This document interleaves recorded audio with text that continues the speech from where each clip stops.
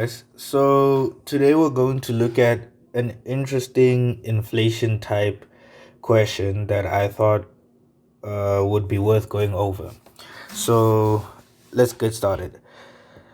The question reads: On the 10th of May 2007, and in preparation for the 2010 World Cup, our government issued an index-linked bond for a term of 15 years. So I'm just going to start highlighting the important information.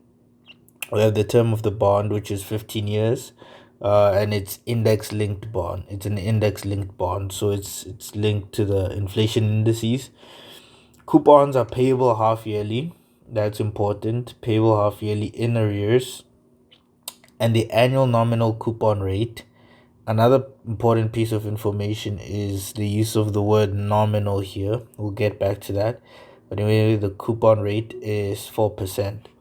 But this 4% is payable half yearly in arrears. So every half year in arrears, you pay 2%, a 2% nominal coupon rate. Interest and capital repayments are indexed by reference to the value of the retail price index. We know this because it's an index linked bond, but the index has a time lag of 8 months. Okay, that's worth noting. The retail price index value in September 2006, so we have the value at September 2006 as 200, and the value in March 2007 as 206. And the issue date of the bond is 10 May 2007. I forgot to highlight that. So now the issue price of the bond was such that if the retail price index were to increase continuously at a rate of 7% per annum, so the rate of increase of the price index is 7% per annum, and it starts from March 2007, a tax-exempt purchaser of the bond at the issue date would obtain a real yield, so we have a real yield of 3% per annum, convertible half yearly. And we want the price of the bond. That's what we're looking for. We're just going to pretend that we don't know the solution to the price right now. So we're going to minimize that solution. Feel free, before we start with the question, feel free to attempt it, to pause the video and attempt the question, and then come back to it after you've made your attempt to get the most out of the video. Okay, so now we've highlighted all our information. It's time to kind of break it down, put it on a timeline, and use it to calculate the price of the bond. One thing that I would say is worth noting, or I just want to emphasize or explain, is that it says the retail price index, if the retail price index were to increase continuously at a rate of 7% per annum from March 2007. So we're given the last value of the index is March 2007 here. So what this means that the retail price index increases continuously at this rate. It means that from March 2007, if we want to get the index at any time, we just at any time after March 2007, we just multiply the index at March 2007, which is 206, times 1 plus 7%, which is the growth rate to the power of that time. I'll illustrate that on the timeline now if that didn't make sense. So now we draw our timeline as usual. Draw our timeline, and the term of the bond is 15. So I am going to have 15 here, and since these are half yearly payments, so this is a half yearly payable bond. The coupons are payable half yearly, so we're going to have increments of 0.5. So I'm just gonna have 14.5 here, just foreseeing that. And we're going to start, let's say, at time 0, 0.5, 1. So this time 0 date is May, the 10th of May 2007. Okay, this would probably be 6 months after that, which would be the 10th of November 2007. What's really important is the issue date. This one is not that important. And we're given two other dates. We're given September 2006 and March 2008. So September 2006, if you do the math, it's 8 months before it's 8 months before May 2007. So we're given the value of minus 8 over 12, um, which is September 2007. And March 2007 is 2 months before May 2007. So we're given the timestamp of minus 2 over 12 because May 2007 is our present time. It's our reference point. It's where we're at presently. It's time 0 for us. So March 2007 will be 2 months before or 2 months into the past. So minus 2 over 12 because we're working in years. And September 2006 will be 8 months into the past. So minus 8 over 12.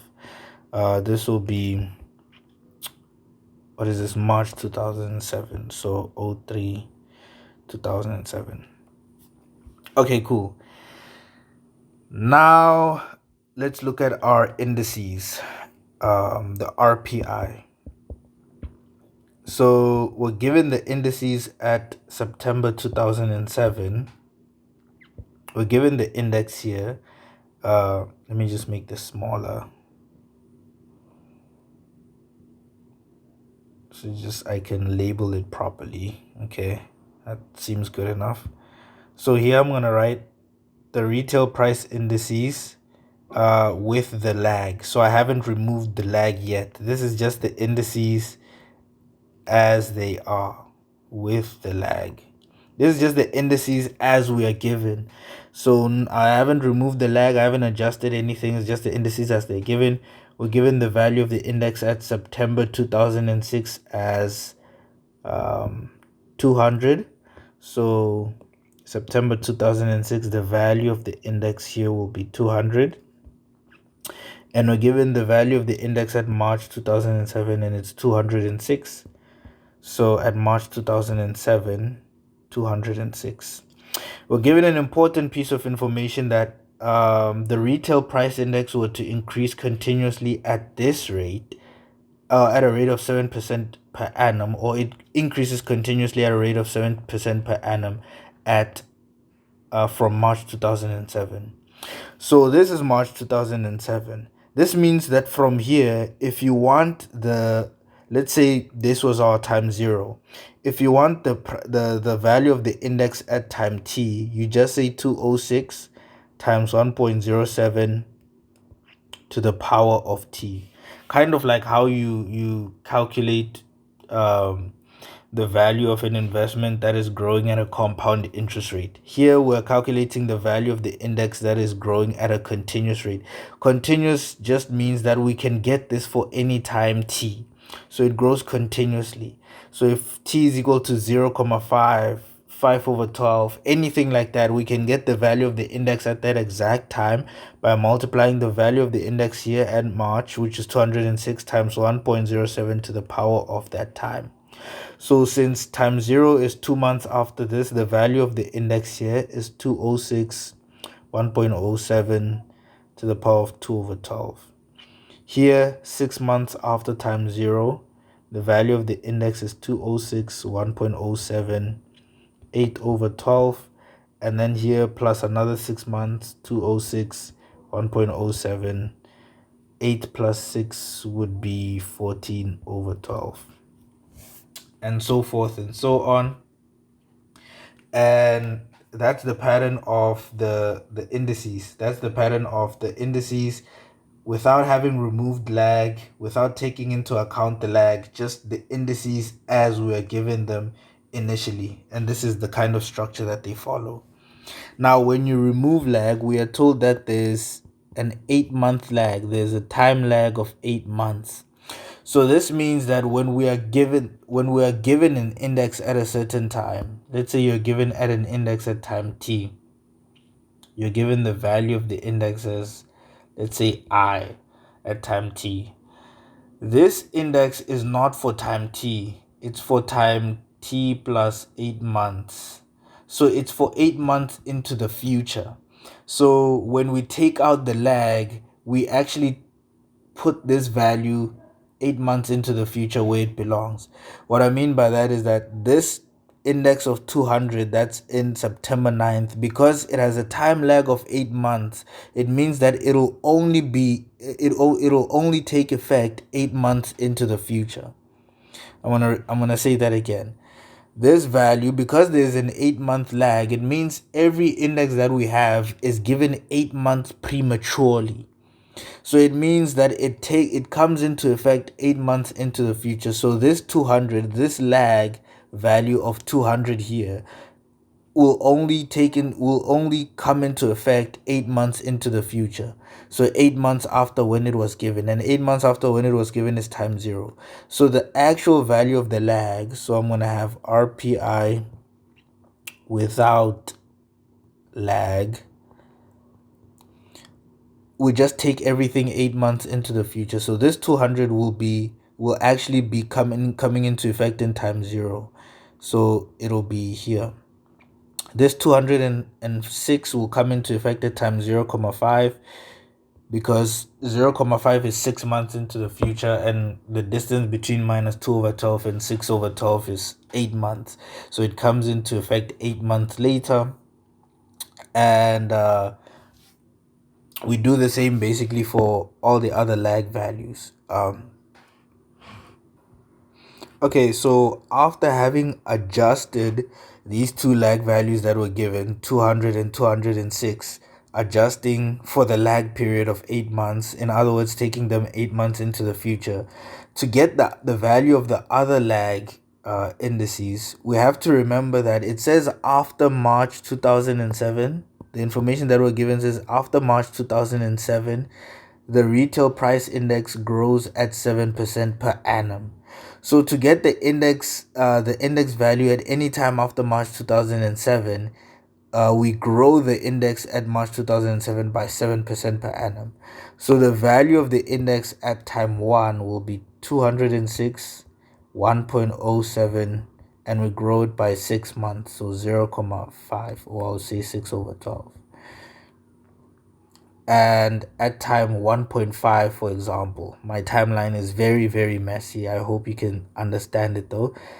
We'll have 206, 1,07 to the power of 1, because we will grow it by a further 6 months. We'll grow this by a total of 1 year. The distance between 0,5 and 1,5 is 1, so we'll grow this by a total of 1 year. And so if you look at the pattern, it means at 14,5 we'll have 206, 1,07, 14, and at time 15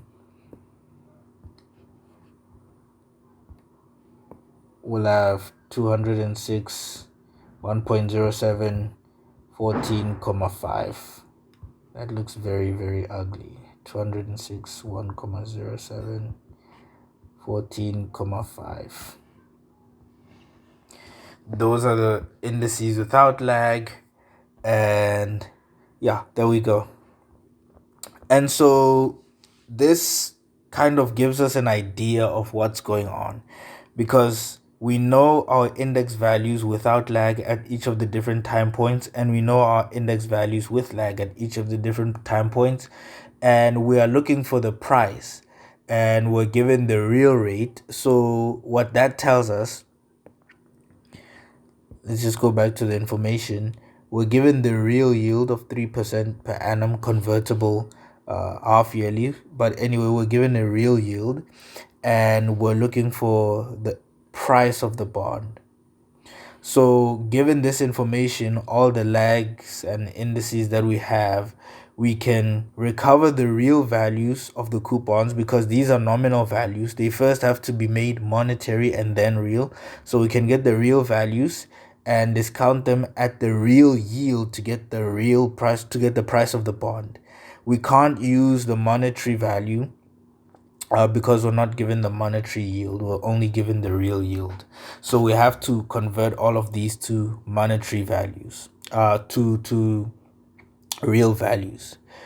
So firstly, we note that the nominal coupons that you get, the nominal coupons every half year you get 4% over 2, because you get coupons. The coupon rate, the annual coupon rate is 4%. The annual coupon rate is 4%, but it's payable half yearly. So it means every half year you get half of 4%, which is 4% over 2, times 100 rand, because we usually assume 100 rand nominal. So you get 2 rand per 100 rand nominal.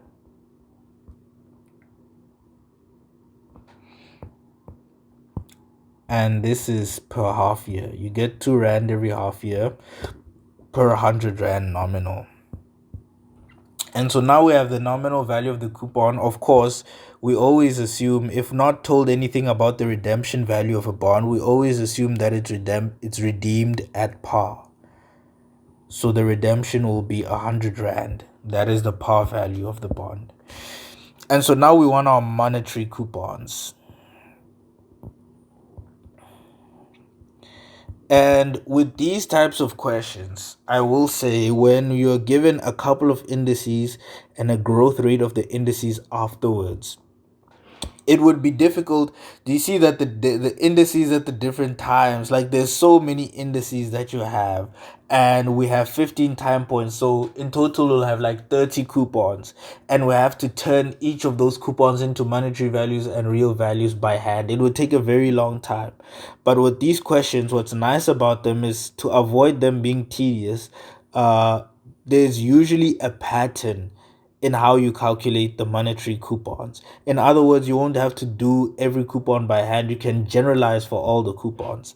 Let's see how you do that here. So let's say you want the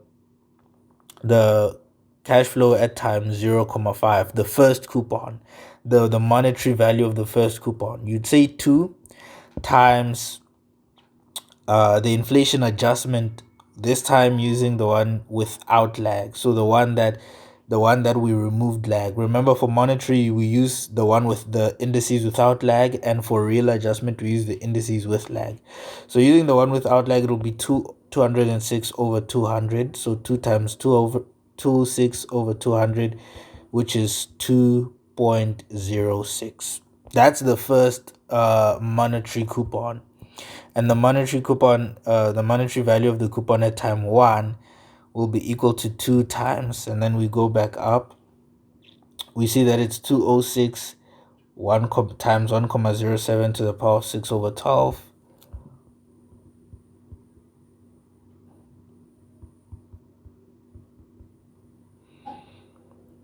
And over 200, over 200. And this will be 2.06 1.07 to the power of 0.5. Let's do the third coupon. So the coupon at time 1.5, it'll be equal to 2 times 206. Going off this pattern here, the value of this index at time 1.5 will be 206 times 1.07 to the power of 1, because it would have grown by 1 year from time 0.5. So 1.07 to the power of 1 all over 200. And this will be 2.06 times 1.07 to the power of 1. And we notice a pattern here, and I deliberately put the time as the subscript of the cash flow at time t here, so you can easily see the connection. At time 0.5, this is the same as 2.06 times 1.07 to the power of 0. At time 1, it's 2.06 times 1.07 to the power of 0.5. At time 1.5, it's 2.06 times 1.07 to the power of 1. And you can see a pattern here. Like, you can really start to notice a pattern that the monetary cash flow, or the monetary coupon at time t, is just 2.06 times 1.07 to the power of t minus 0.5, because here we say 1.5 minus 0.5 is 1, 1 minus 0,5 is 0,5, 0,5 minus 0,5 is 0. So this is the general form of the coupon at time t.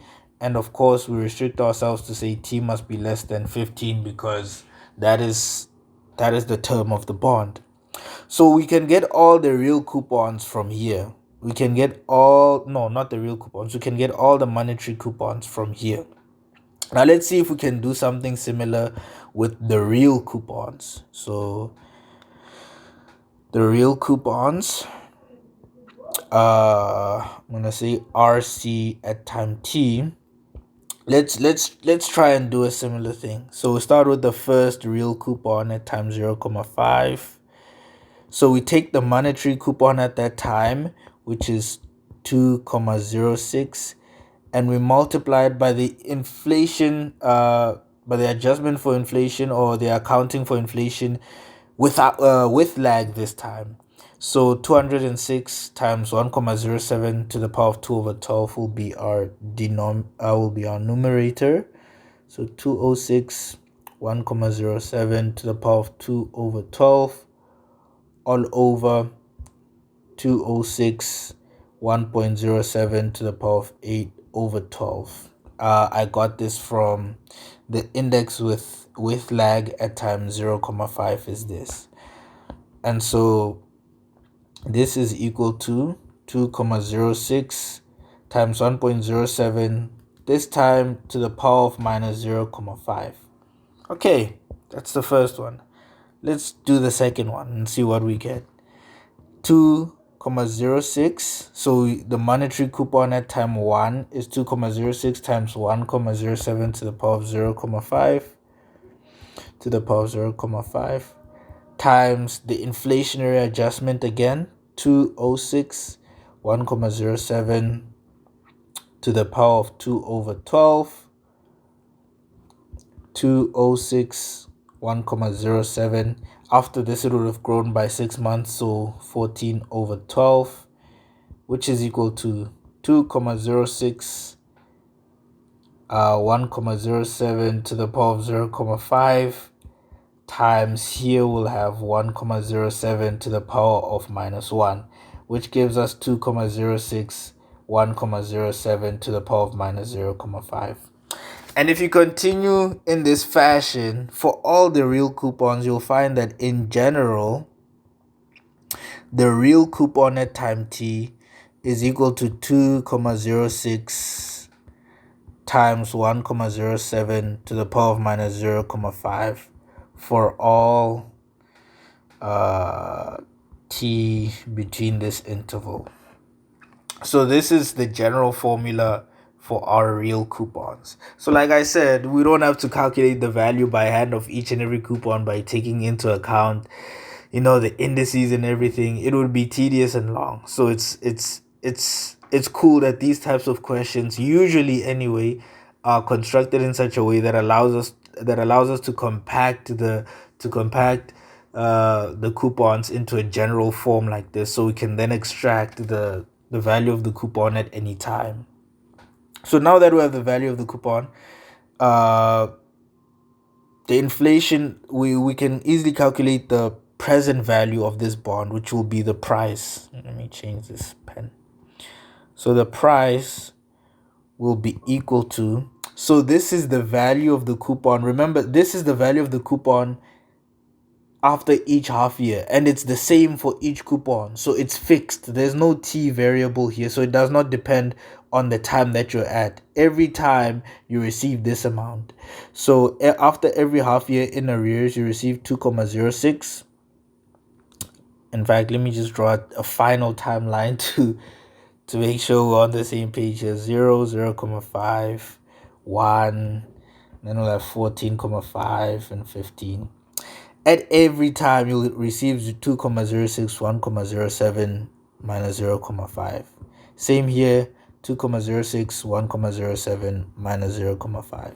Same here, 2,06 1,07 minus 0,5. And finally, same here, 2,06 1,07 minus 0,5. But here there's also the redemption payment. So we also need to adjust the redemption payment. of 100 rand. If we adjust it, luckily the adjustment factors will be the same. If we adjust it, we find the if we find the value of the real redemption value at time 15, we just multiply it by the same adjustment factors that we did the real coupon at time 15. Let me say that again. At time 15, we had a nominal coupon, and at time 15, we have a nominal redemption value of 100 rand. The nominal coupon was 2 rand. Because they're at the same times, to find the real value of both of them, we have to multiply them by the same adjustment factors. So to get the real value of the coupon at time 15, we multiplied it by first 206 times 1,07 to the power 14,5 over 200. And then we did the opposite way. We went the other way around with the inflation index with lag. So it'll be 206 times 1,07, this value here, to the power of 2 over 12 over the value of the index here. And this gave us, what did this give us? What did this give us? For the coupon, we had 2,06. So that is 2 times 206 over 200 after simplification times 1.07 to the minus 0.5.